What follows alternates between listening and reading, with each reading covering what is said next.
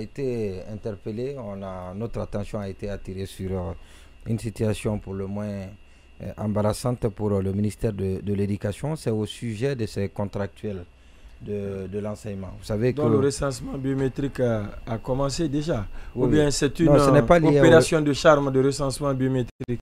Non, ce n'est pas lié à l'opération de recensement, mais c'est plutôt les critères qui ont été mis en place pour les critères de sélection. Vous savez que le concours il est désormais pratique. C'est ce qui a été décidé. Je crois que c'est une très bonne chose. On passe on dit que c'est au pied du mur qu'on reconnaît le maçon. Tous ceux qui étaient déjà en situation de classe et qui sont candidats pour le concours de recrutement à la fonction publique est la voie unique d'accéder à la fonction publique, et ça tout le monde en convient désormais. Donc seront évalués dans les classes par les inspecteurs de l'éducation. Et là-dessus, on peut dire assez de choses connaissant le niveau connaissant le niveau de cupidité du Guinéen, du cadre guinéen. Mais le problème, c'est qu'il y a une dame qui est arrivée aujourd'hui au ministère de l'enseignement préuniversitaire. Elle a découvert qu'elle n'a pas son nom sur la liste des candidats. Alors elle a demandé, alors qu'elle est contractuelle. Elle a passé plus de 10 ans. Elle a situation de classe. Plus de 10 ans en classe. Donc elle était en situation de classe pendant 10 ans. Alors il paraît que les critères c'est quoi? C'est-à-dire que pour ceux qui enseignent à l'école primaire, qui sont a priori de l'hierarchie C, donc c'est de 18 à 40 ans, l'âge minimum 18 ans et l'âge maximum 40 ans pour être candidat à ce concours de recrutement. Donc ceux qui sont au collège, ceux qui donnent des cours au collège, on présume que c'est des enseignants de l'hierarchie A. Et donc, collège-lycée. Le collège-lycée. Ouais, alors, donc l'intervalle, c'est comment on appelle, c'est de 18 ans à 45 ans. Alors, il se trouve que la dame qui est arrivée, elle enseignait, elle était en situation de classe dans une école primaire.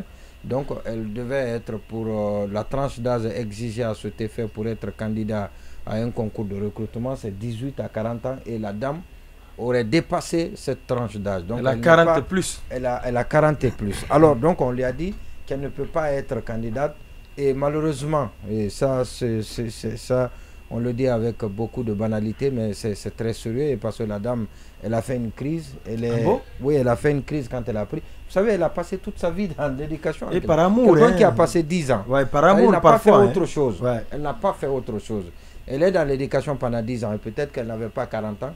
Si on avait organisé le concours avant, elle aurait été sans doute au regard de la loi d'office candidate, mais on n'a pas organisé, ce n'est pas sa faute. L'État les a maintenus dans cette situation de dépendance, dans cette situation de comment on appelle... Parce que ça a toujours été une patate chaude. Alors jamais, dit, jamais refroidi, jamais consommé. On m'a remonté des informations. Les enseignants contractuels. On m'a remonté des infos. Il y a beaucoup de personnes qui sont dans cette situation et qui ont subi la même chose et qui vivent dans des situations extrêmement difficiles en apprenant cette nouvelle. Et il paraît que le syndicat serait à pied d'œuvre. Lequel des syndicats? Le syndicat de l'enseignement, notamment le SNE.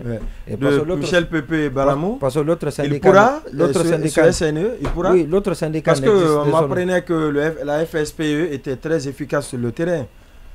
Pourtant, moi j'ai entendu Abouakar Souma parler de ce sujet. Le SLEG. Oui, mais le SLEG a des problèmes, a des difficultés. Il y a une division qui ne dit pas son nom au sein du SLEG, c'est compliqué. Et Kadia Touba gagne de plus en plus du terrain.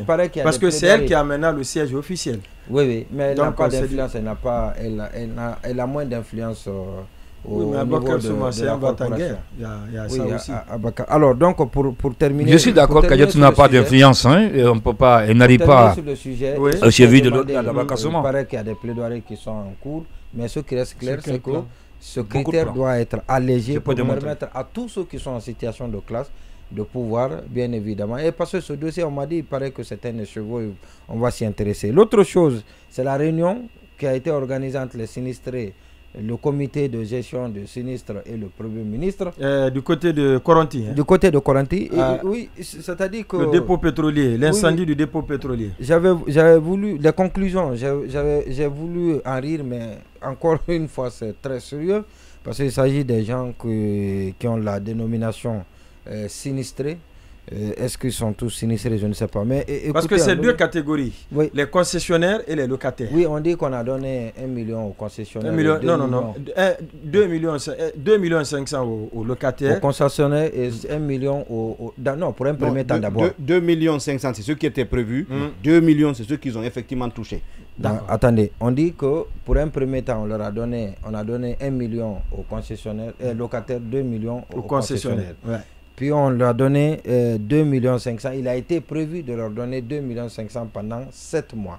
En attendant que l'État ne trouve, comme on appelle, l'opportunité de construire les sites, de construire les sites et de partager donc la propriété avec les sinistrés. Alors, 2 millions 500 pendant 7 mois, et même ça, ça n'a pas été versé. Non, ça n'a pas été versé parce que le gouvernement avait demandé l'ouverture des comptes, que chaque personne ouvre un compte, mais puisque c'est des personnes qui évoluent dans l'informel, il faut prendre, pour ouvrir un compte, il faut avoir déjà soit un passeport, une carte nationale d'identité. Exactement. Donc prendre les documents permettant d'aller ouvrir des comptes, ça va être un problème. Parce que j'ai suivi le président Monima, si vous permettez, le président des sinistrés d'Awanga a fait ce matin, qui donnait des explications.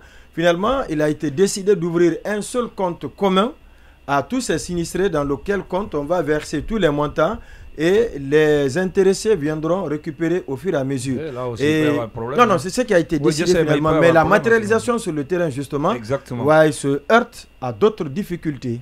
Oui, mais ce qui est, les sinistrés ne se résument pas qu'aux habitants.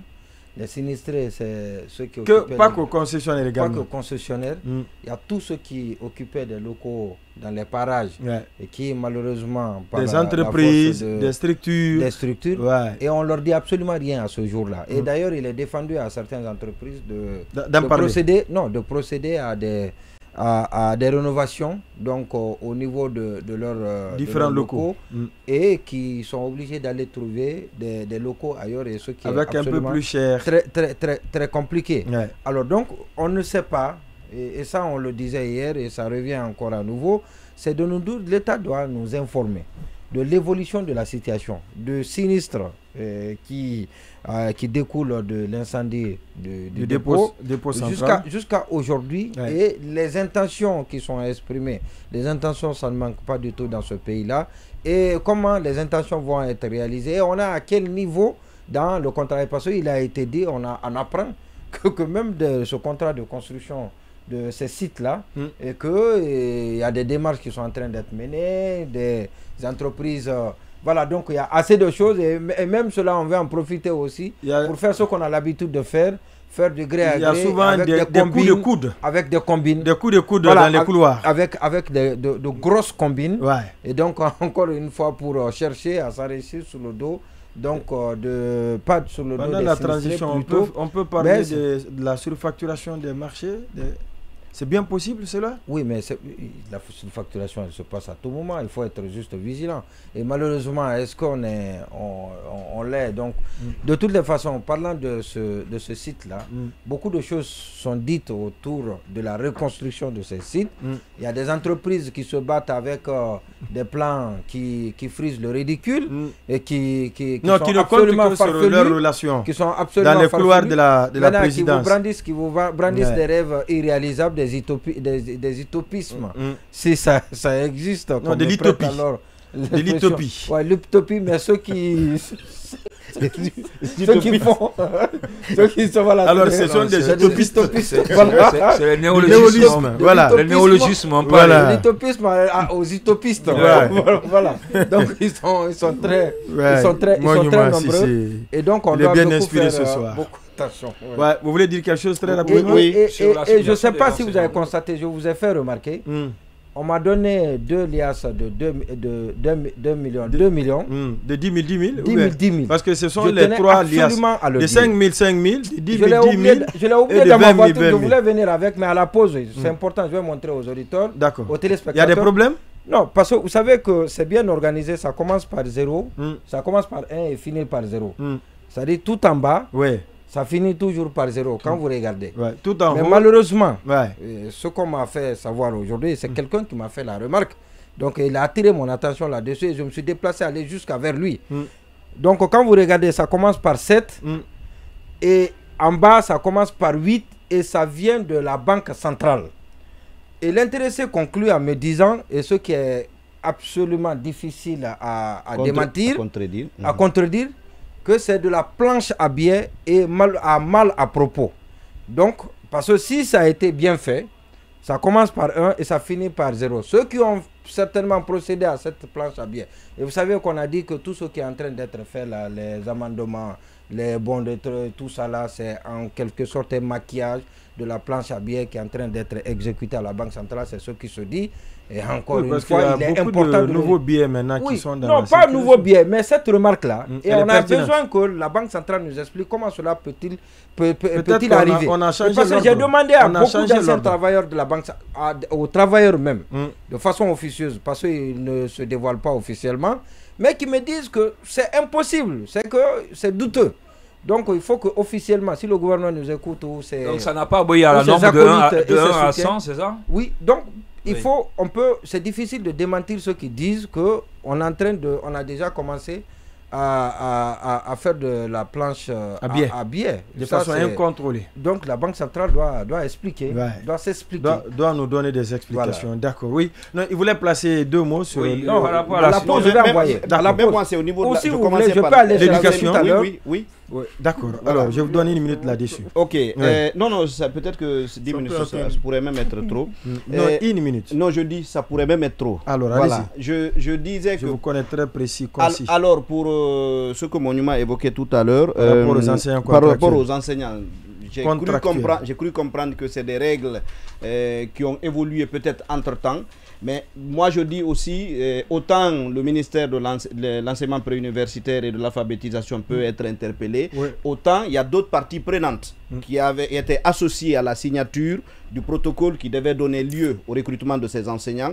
Je veux parler de la fonction publique, syndicat. Je veux parler du syndicat, mais je veux aussi parler du ministère de l'administration du territoire et même de la fonction publique. Donc, c'est d'ailleurs le ministère de l'administration qui avait chapeauté la démarche. Non, en fait, je veux dire par exemple, le dernier document qui a été signé dans ce sens-là, c'est après l'arrivée de Baouri. C'est-à-dire, il y a eu une rencontre au cours de laquelle on a dit que c'était définitif, ça a été scellé. Et en particulier, le syndicat des enseignants contractuels doit être interpellé parce que, a priori, ces enseignants-là font partie de cette entité et c'est une entité qui a conduit la dynamique de la lutte. Si entre-temps les règles ont évolué, soit le syndicat n'a pas communiqué ça à tous les membres ou que le syndicat lui-même s'est fait flouer, il nous doit des explications.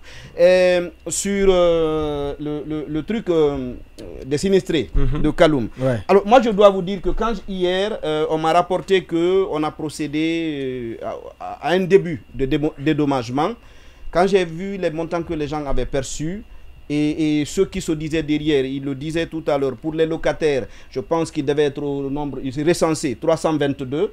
On a dit 1 million pendant 7 mois. Pour les concessionnaires, c'était 2 millions et ils étaient estimés à 55.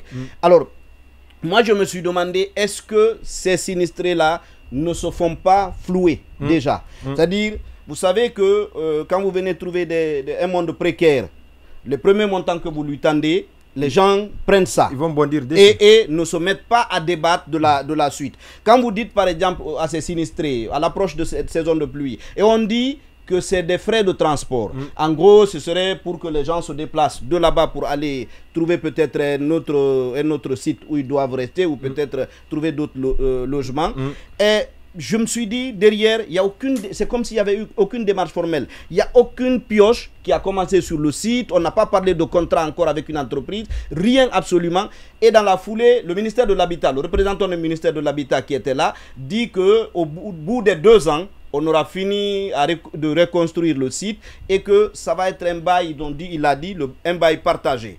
Alors, il semble que quand les sinistrés, ceux qui avaient perçu l'argent hier, ont suivi cet élément à la RTG hier, aujourd'hui, beaucoup d'entre eux sont allés à la mairie de Kaloum pour restituer les montants qu'ils avaient perçus, parce qu'ils se disent que ce n'est pas en gros ce qui avait été conclu. Eux, ils s'attendaient à ce que leur demeure soit reconstruite et qu'ils viennent y habiter. Mais qu'on leur dise que c'est un truc qu'ils devaient partager avec le ministère de l'Habitat, que ce n'est pas ce qui a été jamais été l'objet du débat entre les autorités et les sinistrés. Oui, d'accord, oui.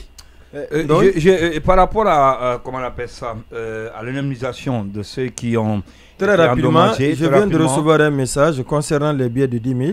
L'intéressé aussi me dit que Monim a parfaitement raison, mais la personne ne voudrait pas que son nom soit dévoilé. J'ai toujours raison, hein. Je vérifie d'abord avant de le dire. C'est la confirmation que j'ai toujours raison. On va faire là-bas.